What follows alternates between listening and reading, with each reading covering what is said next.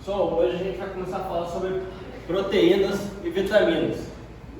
Então, pessoal, as proteínas é a base fundamental da construção do nosso corpo, né? Sem elas nada ia funcionar, nem o coração ia bater.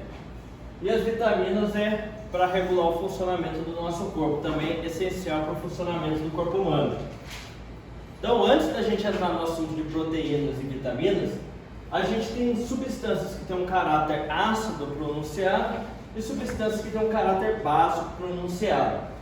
Então, se a gente lembrar da definição de ácido e base, a gente pode usar duas definições. Uma, o ácido libera H+ quando em solução aquosa, ou o ácido ele doa um H+ para a base. Então, o ácido carboxílico, por exemplo, a gente tem o COOH. O que vai acontecer? Se ele tem um caráter ácido, ele vai perder o H+ e vai doar esse H+ para a água. Então vai formar um COO com ligação simples com O com uma carga negativa, mais H3O+. Os fenóis, que tem lá o nosso OH. O OH vai perder o H+, que vai se ligar com a água, vai formar O- ligado ao radical.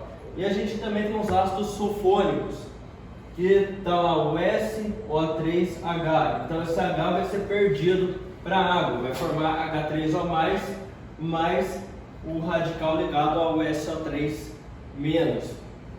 Então são substâncias que liberam H+ em solução aquosa, ou se a gente lembrar da teoria de Bronsted-Lowry, é substância que doa H+.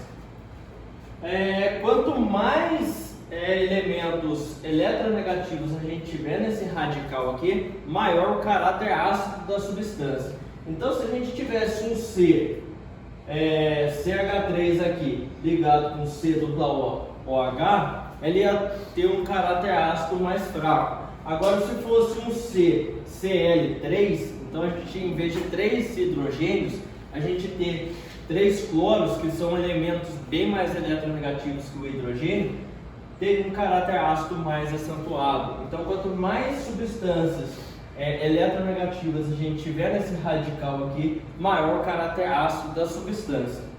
Agora, substâncias com caráter básico, a gente tem a amina. A amina, por que ela vai ter esse caráter básico? Se a gente lembrar, ela é definida pelo NH2. Só que NH2, o nitrogênio ainda vai ter um par de elétrons não ligantes. Esse par de elétrons vai atrair o H+ da água. Então, o que vai acontecer? A gente vai tirar um H+ da água, que vai se ligar a esse par de elétrons não ligantes do NH2, e vai sobrar o OH-.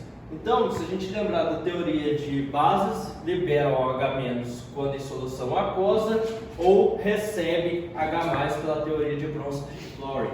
Então, a amina ela recebe o H+ da água e a água vai ficar OH-. Então, evidenciando esse caráter básico da substância. Então, pessoal, proteínas nada mais são do que polímeros formados de aminoácidos. Então, tem vários e vários aminoácidos ligados formando o nosso polímero. Então, se a gente lembrar, polímeros são aquelas moléculas que se repetem N vezes.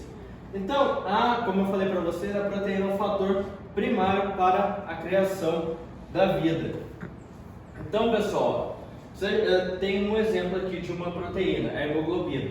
Olha o tamanho da molécula de hemoglobina, para vocês verem que é uma molécula enorme, C2952 e assim vai. Então, pessoal, aminoácidos, o nome não é por acaso. Aminoácidos nada mais são do que ácidos carboxílicos mais aminas na mesma molécula, por isso do nome aminoácido. Então ele tem essa cara aqui mais ou menos, radical ligado com NH2, que é o da amina, e o COOH, que é do ácido carboxílico. Esse NH2 nunca vai poder estar nesse carbono aqui, ou ele vai estar no segundo carbono depois desse daqui, ou no terceiro e assim por diante. Então, a posição desse NH2 vai falar para a gente qual o tipo de aminoácido que a gente tem. Se ele estiver no primeiro carbono, depois do carbono que está com o ácido carboxílico, a gente fala que é um aminoácido alfa aminoácido. Se estiver no segundo, beta, e assim por diante. Então, aqui a gente vai trabalhar com os alfa aminoácidos, que o NH2 vai estar no primeiro carbono, depois do carbono que está ligado ao ácido carboxílico. Então, existem 20 aminoácidos alfa, 10 essenciais e 10 não essenciais. Os não essenciais nosso corpo produz e os essenciais a gente tem que consumir. E a gente vai consumir esses aminoácidos comendo carne, leite, ovo, verdura. Pessoal, não existe nenhuma verdura que tenha os 10 aminoácidos não essenciais dele sozinho. Então, o feijão, por exemplo, que é rico em proteína, ele não tem os 10 aminoácidos essenciais sozinhos nele. Então, para quem é vegetariano, você pode comer só vegetais, mas eles têm que vir acompanhados com outros vegetais. Ele sozinho não é completo, só as carnes que são.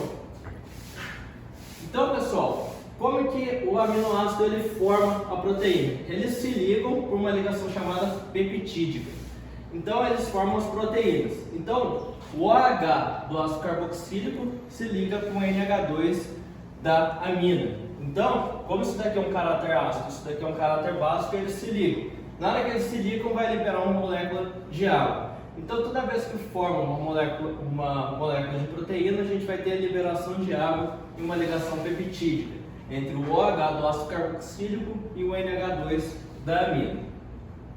E agora, as vitaminas. A gente tem dois tipos de vitamina, as hidrossolúveis e as lipossolúveis. As hidrossolúveis são vitaminas polares e elas têm os grupos funcionais OH, NH2, CHO, COOH. Então, por causa desses grupos funcionais, elas têm um caráter polar. Então, se ela é polar, ela é solúvel em água. Então, ela é facilmente liberada pelo nosso corpo. Vitamina C, vitamina B, se tiver em excesso no nosso corpo, ela vai ser liberada rapidamente pela urina. Agora, as vitaminas lipossolúveis são semelhantes aos hidrocarbonetos, então aquelas cadeias grandes de carbono com hidrogênio. Então, por ser lipossolúvel, ela não é solúvel em água, então ela começa a se acumular no nosso corpo se tiver em excesso, porque ela só vai se dissolver com substâncias apolares, no caso gordura, por exemplo. Então, se você tiver em excesso vitamina A, vitamina D, você pode intoxicar o seu corpo, porque aquilo lá começa a se acumular no corpo e não é fácil de ser eliminado. Só alguma dúvida?